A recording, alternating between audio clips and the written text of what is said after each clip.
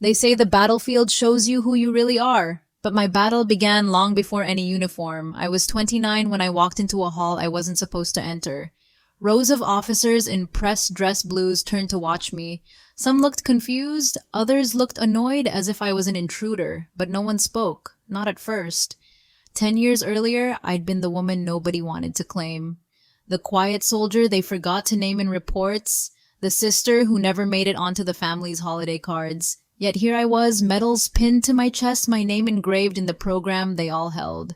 The irony wasn't lost on me. I used to think recognition came wrapped in applause, but the truth is it often arrives in silence when no one can deny you anymore. I took one steady breath and stepped further inside. Before I was General Carter, I was just Elena, the second child, the afterthought. Michael came first. He was everything my parents wanted, a bright, bold son who filled every room with his voice. He learned to walk early. He won medals in school. He wore confidence like armor.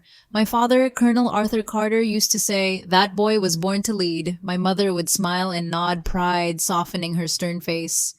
When I entered a room, no one's posture changed. No one's eyes lit up. Our house was lined with photos of Michael in uniform, holding trophies, shaking hands with commanders. I searched for even a single picture of me on those walls. I never found one. I didn't cry over it. I just learned to stop expecting to be seen. But that hunger to matter, to be known, never left me. Our home wasn't really a home. It was a barracks with softer walls. My father ran it by the clock. Early mornings, inspections disguised as chores, no room for mistakes or softness. He believed discipline built character. Maybe it did, but it also taught me how to disappear. My mother had served as a combat nurse. Her hands were steady, her silences even steadier. She loved in quiet gestures, a packed lunch, a folded shirt, but never in words. Michael thrived in their world. He rose to every expectation, collecting praise like it was his birthright. I tried to follow, but my steps were always a little too small, my voice a little too quiet. At night, I would lie in bed and wonder if being unseen was easier than being a disappointment. It was the first place I learned how invisible a person can feel. Segment 4. Chasing their approval. Approx. 150 words.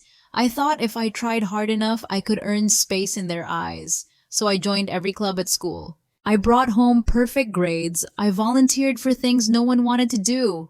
It didn't change much. My father would still ask, "Have you heard from your brother?" His voice always lifted when he said Michael's name. My mother would mention his promotions over dinner, her eyes shining. Sometimes I'd wonder what it would take to make them proud. Michael's photo collection kept growing. Each new frame was placed on the mantle like another reminder of my place. I didn't resent him. I envied how easy it was for him to be seen. All I ever wanted was proof that I mattered too. But in our family, silence was the reward for second place. People assumed I joined the army to follow Michael. They were wrong. I enlisted because I was tired of being invisible. I wanted a place where my name had weight, where my choices counted. At the recruitment office, the sergeant looked at my papers and said, "You sure about this?" I nodded without hesitation. Training was brutal. Early mornings, blistered hands, endless drills. But I never complained. For the first time, effort meant something. My instructors noticed when I did well. My teammates trusted me to lead. Every time I put on the uniform, I felt a little less like a shadow. When I called home to share the news of my first promotion, my father said only, "That's good. Michael was just made a captain." I swallowed the disappointment and kept moving. I had finally found purpose, even if no one back home cared. And the field rank wasn't just a title. It was proof. I specialized in reconnaissance, reading terrain, anticipating threats, moving unseen. I wasn't the loudest voice in a briefing, but when I spoke, people listened. Promotions came slower for me than for Michael. Still they came. Each step up the ladder felt earned in a way nothing at home ever did. My commanding officers respected my precision. My team trusted my judgment. Sometimes, after long missions, I would sit alone and think, "Here I am enough." But every call back home reminded me that respect had its limits. My mother would ask, "Have you congratulated Michael? He's leading over 100 men now." My father would say, "Your brother's making a name for himself." I hung up, folded my uniform, and promised myself someday they'd have to see me. Years passed. My record grew. Commendations, letters of recommendation, but nothing I achieved seemed to matter when I visited home. On rare holidays, I'd walk into the living room and see new photos of Michael, plaques with his name, certificates framed in gold. Once I searched every shelf for even a single picture of me in uniform. There wasn't one. At dinner, my father asked about mission details only to compare them to Michael's. My mother smiled politely, but never asked how I felt. It was as if my service was a hobby while Michael's was destiny. I learned to hide the ache behind steady nods and practiced indifference. Deep down, I wondered if they would ever understand why I stayed in the army. It wasn't to follow Michael. It was to build something no one could take from me. 2 years ago, our paths crossed again. Different units, same territory. I was assigned to lead a recon team along high-risk terrain. Michael had just taken a tactical oversight role. Word was he'd be fast-tracked for major. At the briefing, he walked in with that confident grin. He called me Lieutenant Carter like it was a private joke. I nodded back, trying to stay professional. After the meeting, he pulled me aside. Still sneaking around in the bushes, he teased. I forced a smile. Someone has to do the careful work. He laughed and clapped my shoulder, but behind his eyes I saw something restless. He wanted more than promotions. He wanted legacy. I didn't realize then that his ambition would cost us both. I thought I could keep my distance, stay focused. But that deployment was the start of my undoing. We were given a mission: surveillance on a suspected insurgent compound, minimal engagement, extract intel, and leave. I spent hours mapping terrain and rehearsing contingencies. Every variable mattered. Michael, meanwhile, was busy calling command, pushing to move sooner. During planning, he leaned back in his chair, voice calm. Why wait till 0200 hours? If we move now, we catch them off guard. I shook my head. Satellite coverage isn't ready. We'd be blind. He smiled like he knew better. Sometimes speed is the intel. I reminded him he wasn't the one going in. He didn't flinch. You're too careful, Elena. That wasn't a compliment. Command eventually agreed to his timeline. As I packed my gear, unease crawled up my spine. Every instinct told me to wait. But Michael's voice echoed in my head, drowning out my caution. I should have trusted myself. We deployed at 22:30 hours. No moon, just a thin slice of sky behind the trees. The air felt too still, like it was holding its breath. I led point, my boots sinking into the wet earth. My heart counted seconds more than steps. 3 teams fanned out behind me, moving silent weapons ready. Every few minutes I scanned the darkness, waiting for something I couldn't name. We were deep inside hostile ground, hours ahead of schedule. No satellite eyes watching our backs. I kept thinking, we should have waited. This isn't right. But it was too late to turn around. I raised my hand, signaling the team to slow. A flicker of movement, a shadow that didn't belong. Then everything exploded. Heat, dirt, shrapnel swallowing the night in a roar I'll never forget. And in that instant, I knew Michael's gamble had broken us. The world went silent for a moment. My ears rang, my vision blurred. I crawled toward Corporal Hayes. His vest was half melted, his mouth open, but no sound came out. I pressed my hands over the wound, but I knew he was already gone. Around me, the rest of the team was shouting, trying to regroup. Our comms were scrambled. No backup, no clear extraction. Someone fired into the darkness. Return fire crackled through the trees. I tried to count my people, but smoke swallowed everything. The mission had turned into a trap. Someone knew exactly when we'd be there. I gripped my rifle, forcing my breath to slow. One thought kept pulsing through my mind. This didn't have to happen, but there was no time to mourn. I gave the order to fall back, my voice steady, even as my heart split in two. We moved through the trees, carrying the wounded, stepping over debris that had been our plan. Every branch looked like a threat. Every shadow held the promise of another blast. Extraction took hours. One of the helicopters took fire and spiraled out before it could land. By dawn, 2 men were dead and 5 more were bleeding on the landing zone. I stood there, mud drying on my hands, watching the sunrise. It felt obscene that the world could keep going after what we lost. When the medics took the last soldier away, I finally let my knees hit the ground. All I could think was, what did I miss? What did I allow? Behind my exhaustion, shame began to settle like a second skin. I didn't know yet that this was only the beginning of my reckoning. They called it a debrief, but it felt like a trial. 3 officers sat across the table. One silent observer took notes. No names, no sympathy, only facts. Why did you authorize early deployment, Lieutenant Carter? I kept my voice steady. I was advised the opportunity window had narrowed. Who advised you? I hesitated. Saying Michael's name felt like betrayal even after everything. Captain Carter, I answered. The pause was long enough to feel like a verdict. And what authority did Captain Carter have over your field decisions? None, I said. A pen scratched across a report. No one looked at me. At that moment, I knew my record was broken. I wasn't just a commander who'd made a bad call. I was the woman who let her brother's ambition bury her. A week later, the disciplinary report arrived. Failure to follow protocol, avoidable casualties, recommended suspension. I read it 5 times, hoping the words would change. They didn't. Michael never came to the inquiry. He sent a statement, 2 paragraphs about operational pressures and real-time decisions. No mention of our conversation, no admission he'd pushed for the early assault. I packed my gear in silence, folded my uniform with hands that wouldn't stop shaking. When I boarded the transport home, no one met my eyes. At the gate, I looked back once, searching for something, pity, regret, understanding. Nothing. It was like I'd already disappeared. On the flight, I promised myself I'd never let another person decide my worth again. But the promise felt hollow, sitting next to the weight of Corporal Hayes's name. I thought maybe my family would understand.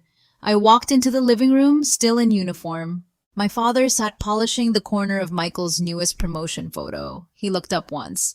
You made a bad call, he said. My throat tightened. I didn't make it alone. He shrugged like that settled everything. You were in charge. My mother stood behind him, wringing her hands, but saying nothing. I waited for her to speak. Anything. Finally, she whispered, It's a stain, Elena. The uniform doesn't forgive.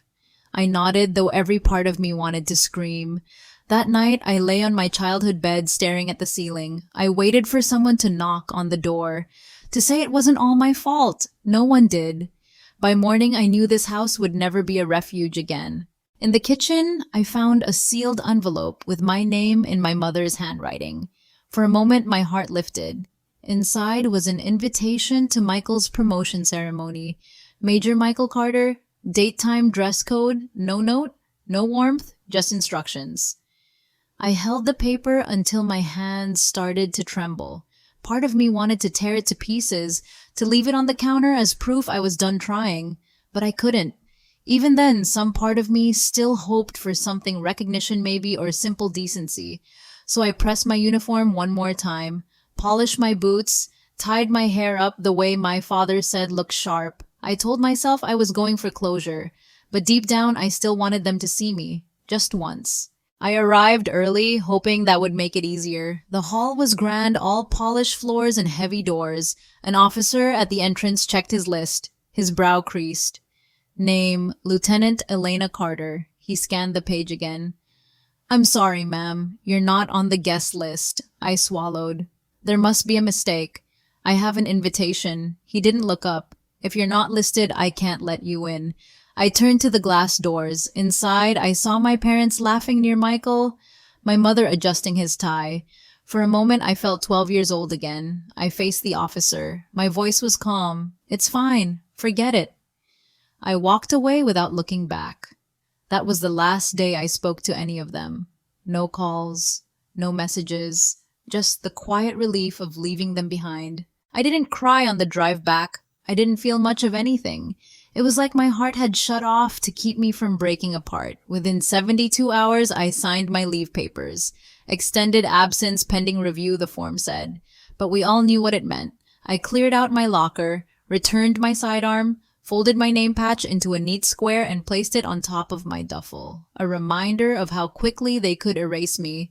I moved 3 states away, rented a small apartment above a hardware store. No uniform, no rank. Just a woman with too many ghosts for company. Most mornings I ran until my legs gave out. At night I lay awake replaying every decision, every moment that led to the blast. Grief turned into something colder, not revenge, resolve. I started digging because I couldn't live with the questions. How had it gone so wrong? Why did Michael walk away untouched? Military records are a labyrinth, but I still had contacts, quiet ones who remembered the kind of soldier I'd been. It began with a single attachment, a classified satellite report. The timestamps proved our window hadn't closed. The original plan was still valid when we deployed. Michael's claim that we'd lose our chance a lie. I sat at my kitchen table, the file open in front of me. All the shame I'd carried for months began to shift into something sharper. I knew there was more. I started requesting every report, every message, every scrap of evidence. Night after night, I read until dawn. Piece by piece, the truth began to take shape. And for the first time, I felt steady again. It took weeks to find the messages. Hidden in a chain of internal logs there, it was a single line from Michael to a logistics officer. "We can't wait for her recon pass. Trust me. I'll take the heat if it goes south." But he never did. I leaned back in my chair, the words burning into me. He'd gambled with lives and left me to carry the blame. I printed the transcript, my hands steady for the first time in months. This wasn't about revenge anymore, it was about truth. I compiled every document, every timestamp, every record. No cover letter, just a short report and one sentence. Truth matters even when no one is watching. I sealed the envelope and addressed it to the Office of Military Ethics. As I dropped it in the mail slot, I felt something heavy lift off my chest.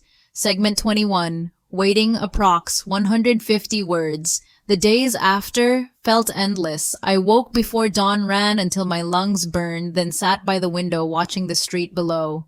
I didn't know what would happen next. Part of me feared nothing would change, that the truth would disappear into some quiet file cabinet.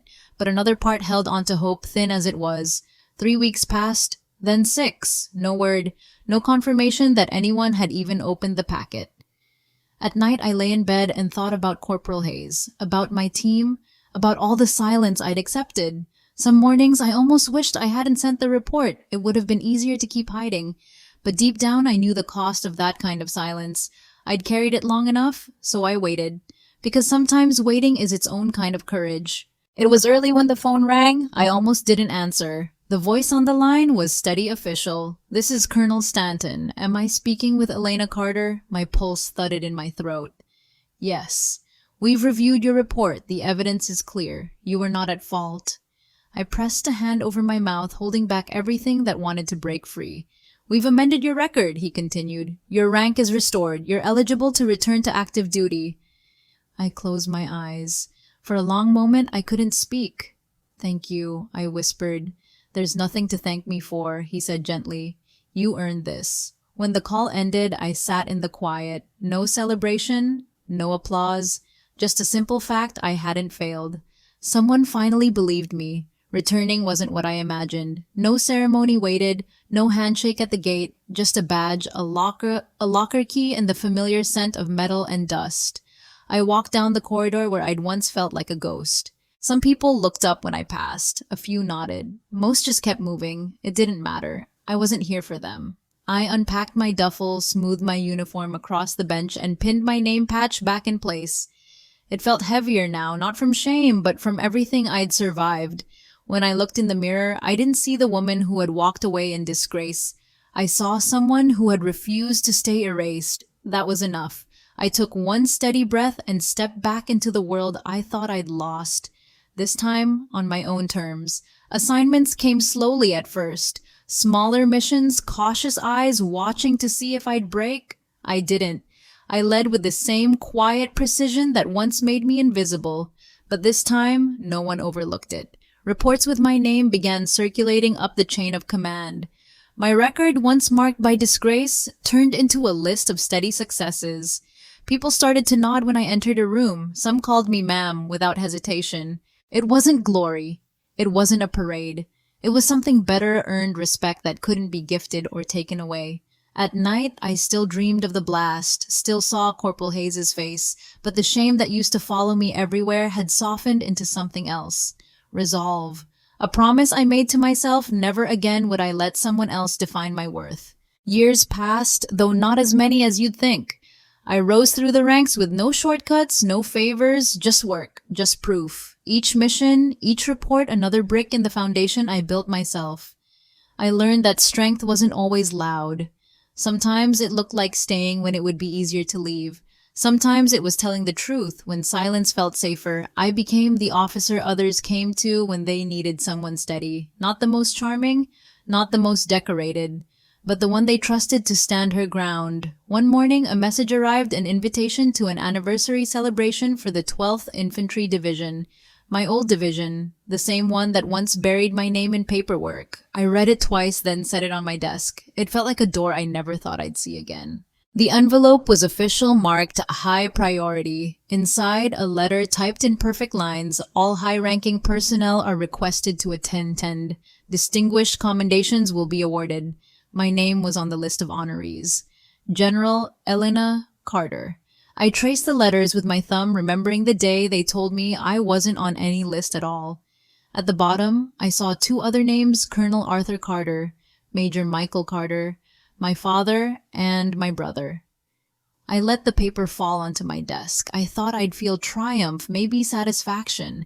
Instead, I felt something quieter, a calm acceptance that I had nothing left to prove to them. I was going to walk into that room not to be acknowledged, but because I had earned my place. No one could take that away again. Not family, not silence, not history. I arrived at the base before sunset. The uniform was crisp, every ribbon aligned. My general's stars gleamed softly on my collarbones, a weight I carried differently now. The armory was transformed into a grand hall. Steel beams met crystal chandeliers. Velvet banners hung quietly, whispering stories of honor and grit. Inside, familiar faces turned to look, some surprised, some respectful. An officer I had trained years ago raised his glass mid-sentence, nearly spilling his drink. A general I had once briefed straightened his posture with a nod. I walked steadily down the corridor, feeling every eye follow me. At the far end, a massive screen displayed names of honored guests. There was mine near the top, shining bright. For the first time, I wasn't the shadow in the corner. I was the one they had to see. The ceremony opened with the usual speeches, formal, polished, predictable. One by one, officers stepped forward to receive their commendations. Applause filled the room, polite and measured. Then the host paused. "We come now to a name that deserves more than just a medal," he said. A murmur rippled through the crowd. "Tonight we honor a leader who not only returned from wrongful accusation but rose to lead by example." The room fell silent. "Please welcome General Elena Carter." The applause broke out this time, powerful and real. Some rose to their feet. I walked toward the stage through a tunnel of claps and stares. Every step echoed years of struggle, silence, and resolve. On the stage, the medal was pinned just over my heart. "They'll write this one down," whispered the four-star general. They handed me the microphone. I hadn't planned to speak. Silence felt like the safest option. But standing there, I realized silence would mean surrender. I adjusted the mic and looked into the crowd. There they were, my father rigid and silent, my mother hands folded like a prayer, Michael his eyes searching mine. I spoke softly but clearly. "Years ago, I stood outside a ceremony dressed in the same uniform. I was told I wasn't on the list." Some heads turned toward Michael. That day, I walked away, not just from the building, but from the people I loved. I rebuilt myself quietly and painfully. When the truth came around, I didn't ask for revenge. I asked for my place. The room filled with applause again. But I stand here today not because I was believed, but because I refused to disappear. After the ceremony, people approached me. Young officers, veterans, women in uniform with tears in their eyes. One cadet whispered, "You're why I stayed in." I shook hands and nodded, but part of me waited. I knew the ones I longed to hear from would come last. Across the lobby, my family stood in a quiet cluster. They looked like a faded painting, frozen in time and unsure of what to say. I didn't rush to them. They needed to speak first. My father was the first to break the silence. "Grace, just your name?" he said, the way he used to when disappointed. But now the failure wasn't mine. My mother added softly, "We didn't know how to believe you." Michael stepped forward, his eyes heavy with regret. I listened, but I wasn't there for forgiveness. I was there to claim my own truth. I looked each of them in the eye. "You didn't tell us," my father said quietly. "I didn't ask," I replied without anger. My mother whispered, "You could have said something. All these years I said everything. You just listened to someone louder." Michael looked older, now worn down by the weight of regret. "I didn't mean for it to happen," he said. Things didn't spiral, Michael. You let them. I wasn't there to argue or to beg for closure. I came because I earned my place, not because I needed their approval. For a long moment, silence held us. The three people who once defined my world stood before me, unsure, quiet, broken. And I, the girl who had always been the quiet shadow, was now the person they could no longer ignore. I stepped closer, not with anger, but with clarity. You taught me that family is loyalty, I said softly. But you broke that rule before I ever did. You stood beside the one who had everything and left behind the one who built herself from nothing. I looked at Michael. I don't hate you, but I will never forget what you let happen to me. I carried that weight alone, and I learned to grow stronger carrying it. Then I said the words I'd waited a lifetime to say. I don't need to be invited to the table anymore, because now I build my own. They had no defense, no words left to say. I turned away and walked out into the cool night, under stars stretched like metals only I could see. This was my moment, not theirs, mine. Disgrace doesn't always shout. Sometimes it whispers. After the fallout, the world didn't slam doors in my face. It just forgot to hold them open. Within 72 hours, I was gone from the base. Extended leave pending review, they called it. But I knew the truth. I packed my life into a duffel bag, folded my uniform one last time, left behind the echoes of a name they wanted to erase. I moved far away to a small town with no past, no rank, no expectations. Just silence and a quiet room above a hardware store. At times the silence was a friend. Other times it was a cage. But it gave me space to rebuild. Because truth doesn't stay buried forever. And neither do soldiers like me. In that quiet room, I faced my ghosts alone. Nights were hardest dreams, filled with faces I couldn't save. Memories of Corporal Hayes calling out my father's voice, accusing Michael's silence. Grief settled like a cold stone inside me, but beneath it something fiercer began to grow. Not revenge, resolve. I decided to fight not with weapons, but with truth. Military records are locked behind doors few know how to open. But I had contacts, quiet allies who remembered the soldier I once was. Piece by piece, I started unraveling the lies. Each discovery was a light in the dark. Every truth I uncovered edged me closer to justice. For the first time in a long time, I felt steady, like I was reclaiming more than my name. I was reclaiming myself. After weeks of searching, I found the proof. A message from Michael to a logistics officer, clear as day. We can't wait for her recon pass. Trust me. I'll take the heat if it goes south. He never took responsibility. I printed the message hands steady.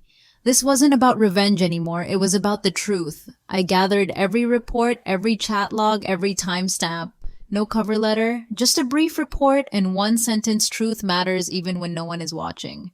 I sent it to the Office of Military Ethics. As I dropped it in the mailbox, the weight I'd carried for months began to lift. Finally, someone would listen. Finally, I wasn't alone. After sending the report, the waiting began. Days blurred into nights, each one heavier than the last. I woke early, ran to clear my mind, then sat by the window watching the world move on without me. Sometimes I questioned if I'd made a mistake. Maybe silence would have been easier, but I knew the cost of silence too well. 3 weeks passed, then 6. No word, no acknowledgement. At night, I thought about the team I lost, about the secrets I'd carried alone. Each day, I chose hope over despair, because courage isn't just in action, it's also in the waiting. And I was learning to be brave in ways I never expected. One morning, the phone rang. Before dawn, I almost didn't answer. A calm official voice greeted me. "This is Colonel Stanton. Am I speaking with Elena Carter?" "Yes," I said, heart pounding. "We've reviewed your report. The evidence is clear. You were not at fault." I pressed my hand over my mouth, holding back tears. "We've amended your record. Your rank is restored. You're eligible to return to active duty." For a long moment, I sat silent. Then I whispered, "Thank you." "There's nothing to thank me for," he said softly. "You earned this." When the call ended, I felt a quiet peace. No celebration, no fanfare, just the simple truth: I hadn't failed. Someone finally believed me. Coming back was nothing like I imagined. No cheering crowds, no parades, just a quiet walk through the halls I once knew. The scent of metal and dust greeted me like an old friend. Some glanced up as I passed, some nodded.